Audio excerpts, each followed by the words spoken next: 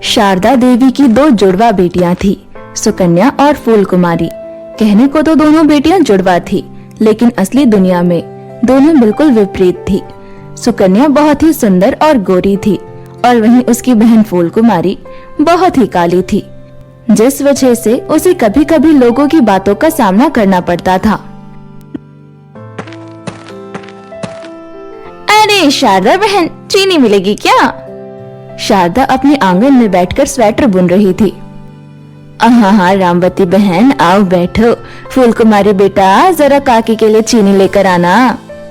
अंदर से फूल कुमारी चीनी लेकर आई। जाते जाते रामवती एक ताना मार दी गई।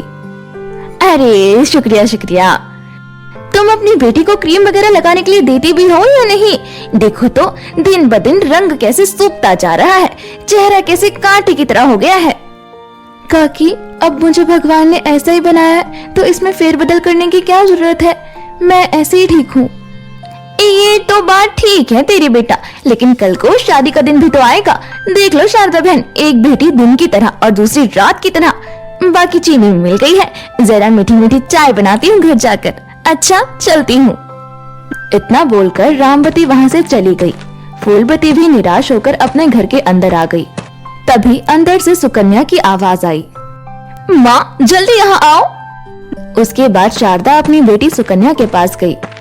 क्या हुआ, क्यों घर सर पर उठा रखा है? माँ, मैंने कल ही यहाँ पर नई लिपस्टिक रखी थी, आज वो मुझे कहीं नजर नहीं आ रही है। कहाँ है? अपनी बेटी से पूछकर बताओ, उसने कहाँ रखी है? सुकन्या, मैंने तुम्हारी लिपस्टिक नहीं ली। मुझे पता है कि कोई भी सामान छूने पर तुम्हें बहुत गुस्सा आता है। तुमने जहाँ लिपस्टिक रखी होगी तुम्हें वही मिलेगी, ठीक से देखो। अगली बार से अपना सामान बक्से में भरकर ताला लगा दूंगी। सामान चोरी करती है, ऊपर से कहती है नहीं पता। अरे क्यों सुबह सुबह भड़क रही है? यहीं कहीं होगी, चल मैं ढूंढवाती हूँ। उसके बाद शारदा भी सुकन्या की लिपस्टिक ढूंढने लगी। तभी उसे पलंग के नीचे से लिपस्टिक मिल गई। ये ले, तेरी लिपस्टिक तो यहाँ पड़ी थी, फालतू में ही मेरी बेटी पर चिल्ला रही है। मैं वही सोच रही थी, ये काली कलूटी अगर मेरी लाल लिपस्टिक लगाएगी तो बिल्कुल चमगादड़ लगेगी। इतना बोलकर सुकन्या लिपस्टिक अपने बैग में रखकर वहाँ से चली गई। शारदा अपनी बेटी का मुंह देखने लगी। कोई बात नहीं माँ, मुझे बुरा नहीं लगा। अब तो मुझे आदत ही हो गई है इन सब चीजों की। मुझे तो समझ ही नहीं आता, अगर मैं काली हूँ तो इसमें मेरी क्या गलती है? नहीं बेटी, इसमें तेरी कोई गलती नहीं है। लोग तो पागल हैं जो उसे तेरे मन की सुंदरता नजर नहीं आती। माँ, मुझे थोड़ी देर खुली हवा में सांस लेना है, मैं नदी किनारे जा रही हूँ, ठीक है? इतना बोलकर फूल कुमारी घर से बाहर चली आई। वो नदी किनारे जाकर बैठ गई। तभी वो देखती है कि उसकी बहन भी अपनी कुछ सहेलियों को लेकर नदी किनारे पिकनिक मनाने आ पहुंची। उन्हें देखकर फूल कुमारी वहां से जाने लगी। तभी एक दोस्त बोली, हे भगवान, ये तो तेरी बहन है सुकन्या। दूर से तो मुझे लगा कि किसी पेड़ की परछाई होगी। मैं तो डर ही गई थी। ऐसे अचानक ना मेरे सामने मत आया कर।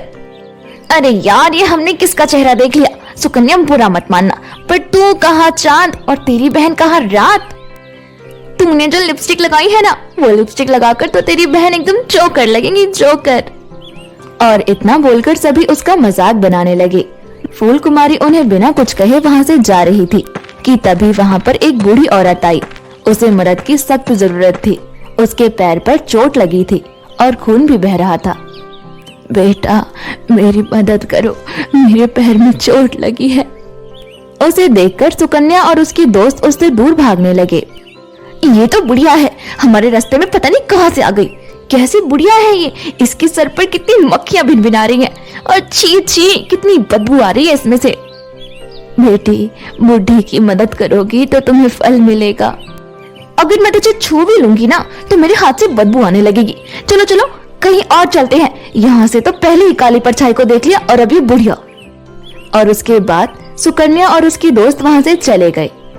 अरे अम्मा, आपको तो बहुत चोट लगी है, लाइए मैं आपकी मदद कर देती हूँ। फूल कुमारी उनकी मदद करने से पीछे नहीं हटी। वो फौरन अम्मा के पास गई और नदी का पानी लाकर उनके पैर के खून को साफ किया और आसपास की जड़ी बूटियों को मसलकर उनके पैरों पर लगा दिया। अम्मा, अब आपके पैरों को आराम मिल जाएगा। लेकिन आपको ये चोट लगी कैसे? अम्मा ने फूल कुमारी के सवालों का जवाब नहीं दिया। बल्कि मुस्कुराते हुए एक परी का रूप धारण किया। ये देखकर फूल कुमारी डर गई। अरे डरने की कोई बात नहीं है, मैं एक परी हूँ और मैं तो यहाँ तुम्हारी ही मदद करने आई थी। पर मैंने सोचा कि तुम्हारी बहन के मन के अंदर की अच्छाई को बाहर निकाला जाए, लेकिन मुझे पता चला कि उसके मन में कोई अच्छाई नहीं है। पर तुम बहुत अच्छी हो, इसीलिए मैं तुम्हें एक जादुई लिपस्टिक का घर देती हूँ। तुम्हें जो भी परेशानी है वो दूर करेगा। आपका बहुत बहुत धन्यवाद परी जी। मैं नहीं जानती थी कि आज इस नदी के पास आना मुझे मेरे जीवन का सबसे बड़ा उपहार देगा। आपसे मिलकर तो मेरा जीवन धन्य हो गया और आपसे मिला तोहफा वो लेकर तो मेरी जिंदगी ही संवर गई। आपका बहुत बहुत शुक्रिया। उसके बाद परी फूल कुमारी को एक छोटी सी लिपस्टिक देती है, जिसे देखकर फूल कुमारी बोली, लेकिन आपने तो कहा था कि आप मुझे एक जादुई लिपस्टिक का घर दोगी, पर ये तो छोटी सी एक लिपस्टिक है। तुम इस लिपस्टिक को किसी भी मिट्टी में दबा देना और उस पर पानी डाल देना। पानी डालते ही वहाँ एक घर बन जाएगा। अब मुझे यहाँ कोई देख ना ले, इसीलिए जाना होगा। इतना बोलकर परी वहाँ से चली गई। फूल कुमारी फौरन उस लिपस्टिक को अपने घर ले गई और घर के आंगन में उसने थोड़ा सा गड्ढा किया और लिपस्टिक को दबा दिया और उस पर फौरन पानी डाला। अब वहाँ पर एक सुंदर सा लिपस्टिक का जादुई घर था। अरे वाह, ये लिपस्टिक का घर तो बहुत सुंदर है। फूल कुमारी फौरन जादुई लिपस्टिक के घर में गई तो उसने देखा कि वहाँ पर ढेर सारी रंग बिरंगी लिपस्टिक है। फूल कुमारी ने एक गुलाबी रंग की लिपस्टिक अपने होठों पर लगाई और लिपस्टिक लगाते ही उसका रूप रंग बिल्कुल परी की तरह निखर गया और तो और उसके कपड़े भी लिपस्टिक से मैच करने लगे। हे भगवान, ये कैसा चमत्कार है।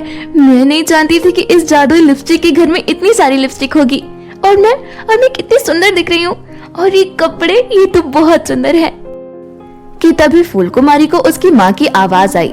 फूल कुमारी फौरन बाहर गई तो उसने देखा कि उसकी माँ और सुकन्या वहाँ खड़े होकर अचंभे से लिपस्टिक के घर को देख रहे हैं। बेटा, हमारे घर के बाहर ये अजीब सा घर किसका है और तुम इस घर के अंदर कैसे? लेकिन एक मिनट, तुम तो बहुत सुंदर दिख रही हो। और ये कैसे हो सकता है? मैंने तो सोचा था कि आज की पार्टी में मैं ही सुंदर दिखूंगी, पर ये चमत्कार कैसे हुआ? बोल, अभी तक तो तू नदी के किनारे बैठकर रो रही थी ना?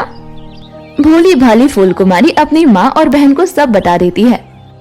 भला हो उस परी का जो उसने तुझे इतना बड़ा तोहफा दिया। मेरी बेटी तो किसी राजकुमारी से कम नहीं लग रही। लेकिन मैं ऐसा नहीं होने दूंगी। तो काली है और काली ही रहेगी, बदसूरत कहेंगी। मैं अभी इस जादुई लिपस्टिक के घर के अंदर जाऊंगी और सारी लिपस्टिक चुरा लूंगी और इस घर को भी तोड़ दूंगी। गुस्से में ये कहते हुए सुकन्या उस घर की तरफ बढ़ी। तभी लिपस्टिक के घर से एक जोरदार करंट का झटका बाहर आया और उसने सुकन्या के सारे बाल खड़े कर दिए। मुझे तो बहुत जोर का झटका लगा। भगवान, ये कैसा झटका है? ये तो भूतिया घर है। मैं जादुई लिपस्टिक का घर हूँ और यहाँ पर केवल साफ और सच्चे दिल वाले ही आ सकते हैं। तुमने जीवन भर अपनी बहन को बहुत कष्ट दिए, हमेशा उसके आंखों में आंसू का कारण बनती रही, इसीलिए तुम इस घर के अंदर नहीं आ सकती हो। और अगर तुमने यहाँ कदम रखने की भी कोशिश की तो उसका अंजाम तुम जानती हो। ये सुनकर सुकन्या और जोर से रोने लगी। कोई बात नहीं सुकन्या, तुम रो मत, मैं तुम्हें मेरी लिपस्टिक दूंगी। आखिरकार तुम मेरी जुड़वा बहन हो।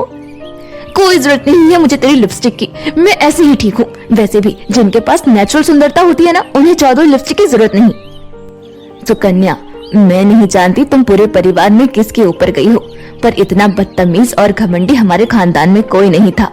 और तुम्हें चिंता करने की जरूरत नहीं है फूल कुमारी बेटी, तुम्हारा दिल साफ था, इसीलिए तुम्हें ये तोहफा मिला। उस दिन के बाद से फूल कुमारी अब बहुत सुंदर दिखने लगी। वो जिस भी रंग की लिपस्टिक लगाती थी उसके कपड़े उसी रंग के हो जाते थे।